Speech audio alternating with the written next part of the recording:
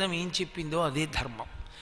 ఎవరు చెప్పినా ధర్మం కాదు, ఒక్క వేదం చెప్పిందే ధర్మం అవుతుంది. ఎందుకంటే వేదము ఈశ్వరుని యొక్క ఊపిరి కనుక. శృతి తరువాత స్మృతి. స్మృతి అంటే వేదంలో ఉన్నటువంటి మంత్రభాగాన్నంతటినీ తీసి ఒక్కొక్క ఋషి తన పేరు మీద క్రోడీకరించాడు. యాజ్ఞవల్క్య స్మృతి, గౌతమ స్మృతి, అత్రి స్మృతి అలా వచ్చాయి. అవి స్మృతి అంటారు. శృతిని స్మృతి అనుసరిస్తుంది. అందుకే శృతేరివార్ధం స్మృతిరన్వచ్చత్ అంటారు కాళిదాస మహాకవి. శృతిని స్మృతి అనుసరిస్తుంది, ఆవు వెంట దూడల. కాబట్టి శృతిలో చెప్పినదే స్మృతిలో ఉంటుంది. పురాణం భూతద్దంలో శృతిలో చెప్పిన విషయాన్ని సర్గశ్చ ప్రతిసర్గశ్చ వంశో మన్వంతరానిచ వంశానుచరిచంచైవ పురాణం పంచలక్షణం. 5 లక్షణములతో వేదాంతర్గతమైనటువంటి విషయాన్ని భూతద్దంలో పెట్టి చూపించేటటువంటి స్థితికి పురాణమని పేరు.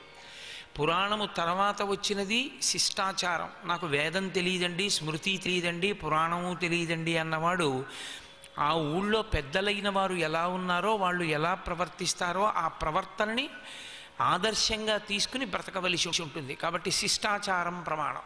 5వది అంతరాత్మ ప్రబోధం. అంతరాత్మ ప్రబోధం చిట్ట చివరి ప్రమాణం తప్ప మొదటి ప్రమాణం కాదు. అసలు మొట్టమొదట చెప్పవలసినది శృతి. ఆ వేదము స్పష్టంగా కొన్ని విషయాలు చెప్పింది. ఆశ్రమము దీన్ని నిర్ణయం చేసింది. ఆశ్రమము అంటే ఒక కట్టు. మీరు బాగా ఆ విషయాన్ని గమనించవలసి ఉంటుంది. ఒక కట్టు వేస్తే ఇంకొక కట్టు జారిపోతుంది తనంత తాను. మీరు చూడండి, తేలికగా అర్థం అవడానికి నేను తరచుగా చెప్పే ఉదాహరణ, నేను నా కొడుకు కలిసి పొలానికి వెళ్ళి పచ్చిగడ్డి కోసాం. ఏదో ఇంటికి పట్టుకొచ్చి ఆవుకి వేద్దామని. నేను మంచినీళ్ళు తాగడానికి పెడుతూ, రే పచ్చిగడ్డి మోపు కట్టరా అన్నాడు నా కొడుకుని. 2 తాటాకులు తీసుకొచ్చి వాడి బలవంతా పెట్టి మోకాలు పెట్టి నొక్కి కట్టేశాడు. నేను వచ్చి ఆ పచ్చగడ్డి మోపుని కదిపి చూశాను. వీడంత బాగా వేయలేదు, కట్టు అనిపించింది. ఆ కట్టు తీసాను అనుకోండి, వాడు బాధపడతాడు. అందుకని ఆ కట్టు తీయకుండా నేనేం చేశానంటే ఇంకో 2 తడపలు తెచ్చి ఆ పచ్చిగడ్డి కింద పెట్టి నా మోకాలతో నొక్కి గట్టిగా బిగించి కట్టాను. ఇప్పుడు ఒరే నా తల మీద పెట్టరా అన్నాను. ఆ పచ్చిగడ్డి నా తల మీద పెట్టాడు. నేను గట్టిగా వేసిన కట్టు వల్ల నా కొడుకు వేసిన కట్టు ఏమైపోతుంది? వదులై జారిపోతుంది. కట్టు విప్పి కట్టు వెయ్యరు.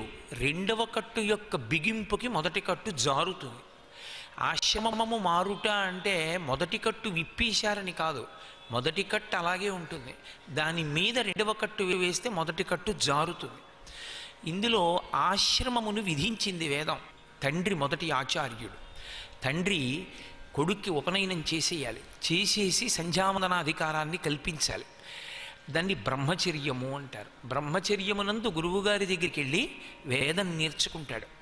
అది జీవితాంతం పనికొస్తుంది తప్ప కట్టు విడిపోదు. సూర్యోదయ సూర్యాస్తమయ సమయములయందు అసలు ఉపాసన లేకుండా ఉండడాన్ని శాస్త్రం అంగీకరించలేదు, మినహాయింపు ఇవ్వలేదు. కాబట్టి విధించింది బ్రహ్మచర్యము. కొంతకాలం అయిపోతుంది. అయిపోయిన తర్వాత మనుష్యుని యొక్క మనస్సుకి ఉండేటటువంటి బలాన్ని బలహీనతని పరమేశ్వరుడు లెక్కలోకి తీసుకున్నాడు.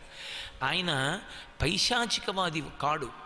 బలవంతంగా నువ్వు అలా ఉండవలసిందే అని ఆయన అనడు. అందుకే ఆయన ఒక నియమనం చేశాడు. ఆశ్రమం మారిపోవడానికి అవకాశం ఇచ్చాడు.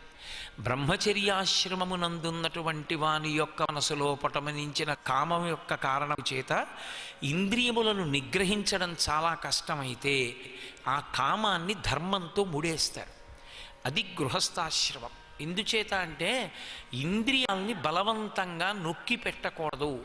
అది మొట్టమొదటి సిద్ధాంతం. ఇంద్రియాని బలిష్టాని ననియుక్తాని మానద అపక్వస్య ప్రకుర్వంతి వికారాం స్థాననేకశః అంటాడు వ్యాసుడు దేవీ భాగవతంలో. ఇంద్రియాల్ని బలవంతంగా మీరు అణిచిపెట్టారనుకోండి, అవి పావులై కాటు వేస్తాయి అవకాశం చూసి. కాలు కింద త్రాచుపావుని తొక్కిపెట్టి కాలెత్తినప్పుడు ఎలా కరుస్తుందో ఇంద్రియం అలా కరుస్తుంది. ఇంద్రియములంటే ఏవో కాదు, కళ్ళు, ముక్కు, చెవి, నాలుక, స్పర్శేంద్రియము, 5 జ్ఞానేంద్రియములు. అందుకే కామము వలన మనిషి భ్రష్టము కాకుండా ఉండడానికి ఆ కామాన్ని ధర్మంతో ముడేసేశారు. కామమును ధర్మముతో ముడివేసేటటువంటి ప్రక్రియకి గృహస్థాశ్రమమని పేరు. దానికి వివాహమని పేరు. ధర్మంతో ముడేస్తున్నారు కామాన్ని అని గుర్తు. అందుకే ఆమె కామ్యపత్ని కాదు, ఆమె ధర్మపత్ని. ధర్మపత్నిని స్వీకరిస్తాడు. మనకి సనాతన ధర్మంలో ధర్మపత్నిని పురుషుడు స్వీకరించవలసి వస్తే, లేదా ఒక స్త్రీ భర్తని స్వీకరించవలసి వస్తే నిర్ణయించవలసిన వాడెవరు? ఒకటి ఇంటి యజమాని, అంటే తండ్రి, పెదతండ్రి, పినతండ్రి. ఇవి తండ్రి స్థానాన్ని బట్టి ఉంటుంది. తండ్రి గారు ఉంటే తండ్రి గారిది అధికారం. తండ్రి గారి కన్నా పైన ఉంటే, అంటే తండ్రి గారు కానీ తండ్రి గారి అన్నగారు కానీ ఉంటే వాళ్ళది నిర్ణయాధికారం. ఎప్పుడు ఆడపిల్లదైనా మగపిల్లవాడిదైనా తండ్రి నిర్ణయం చేస్తాడు. తండ్రి నిర్ణయం తర్వాత తండ్రి నిర్ణయాన్ని కూడా త్రోసిరాజనగలిగిన అధికారం ఎవరిది అంటే గురువుది. అందుకే స్నాతకోత్సవము అని చేస్తారు. స్నాతకోత్సవము అన్నమాట వేదంలోది.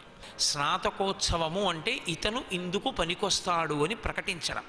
వీడు భర్తృత్వానికి, ఒక ఇంటికి యజమానిగా, ఒక గృహస్థుగా, ఒక ధర్మపత్నిని స్వీకరించడానికి వీడు పనికొస్తాడు అని చెప్పవలసిన వాడెవరంటే గురువు. అందుకే గురువు వచ్చి కూర్చుంటారు స్నాతకంలో.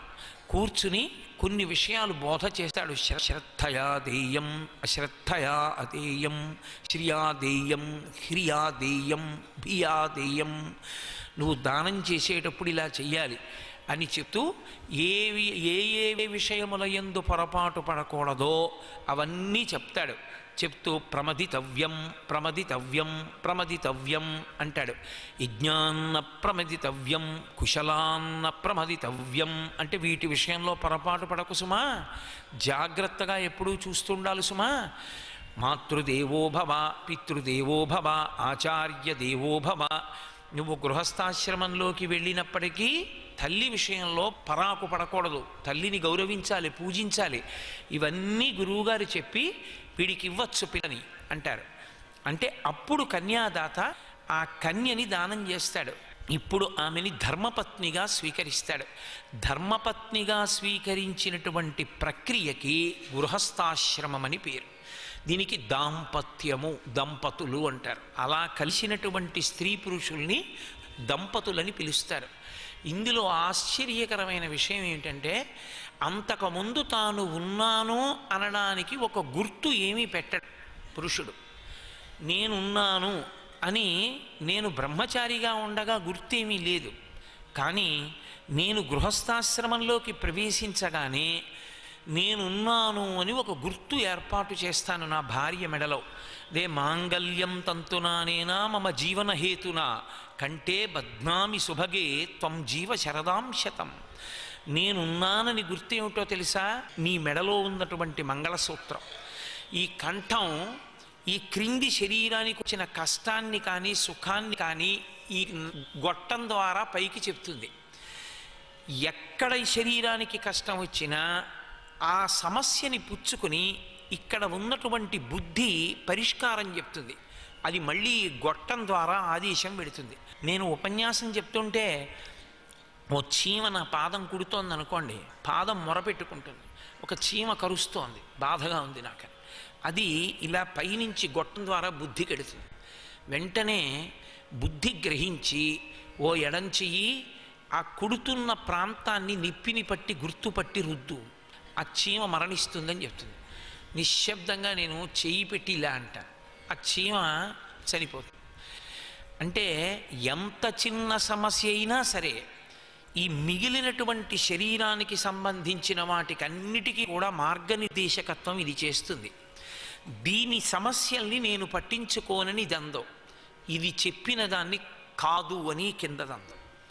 అదే ఇక్కడి నుంచి ఇక్కడి వరకు భార్య, ఇది భర్త. అందుకే భర్త పెద్దవాడు, భార్య చిన్నది ఉంటుంది వయస్సులో. కారణం పరిణతి. యాజమాన్యం వహించవలసినటువంటి వ్యక్తి నిర్ణయం చెయ్యగలిగిన వాడై ఉండాలి. ఆ పరిణతి బ్రహ్మచర్యంలో గురువుగారి దగ్గర సంపాదించుకుంటాడు. సంపాదించుకున్నవాడు తల, ఈ క్రిందిది శరీరం. ఈ రెండు ఎలా విడివడి ఉండవో కంఠాన్ని ఛేదించారనుకోండి, ఆ వ్యక్తి శరీరం విడిచిపెట్టేస్తాడు. ఈ శరీరానికి మధ్యలోంచి వెళ్ళడం ఎలా సాధ్యం కాదో దంపతుల మధ్యలోంచి కూడా వెళ్ళవద్దు. వాళ్ళిద్దరూ అంత అవినాభావ సంబంధము కలిగినటువంటి వారు. సనాతన ధర్మంలో దాంపత్యం అనేటటువంటిది, వివాహం చెయ్యడం అనేటటువంటిది కామము ధర్మముతో ముడివెయ్యడానికి యజ్ఞాధికారం పొందుతాడు. భార్యని పక్కన కూర్చోపెట్టుకుని దేవతలకి హవిస్సిస్తాడు. దానివల్ల దేవరుణం తీరుతుంది. ఆయన సంధ్యావందనం చేసుకుని పూజ చేసుకుని వెళ్ళి కూర్చుని ఏ రామాయణమో భాగవతమో చదువుకుంటూ ఉంటాడు. ఆయనకి వేళ పట్టున ఆకలి వేసేటప్పటికి ఆవిడ పలహారం పెడుతుంది. ఆవిడ పలహారం పెట్టింది కాబట్టి తాను రామాయణం చదువుకున్నాడు. ఆమె ఆయనకి ఊపిరిగా నిలబడుతుంది. నిలబడి తాను దేవతారుణాన్ని నుంచి విముక్తుడవడానికి, ఋషి రుణం నుంచి విముక్తుడవడానికి, పితృరుణం నుంచి విముక్తుడవడానికి కారణభూతురాలవుతుంది. సర్వం శ్రీ ఉమామహేశ్వర పరబ్రహ్మార్పణమస్తు. స్వస్తి.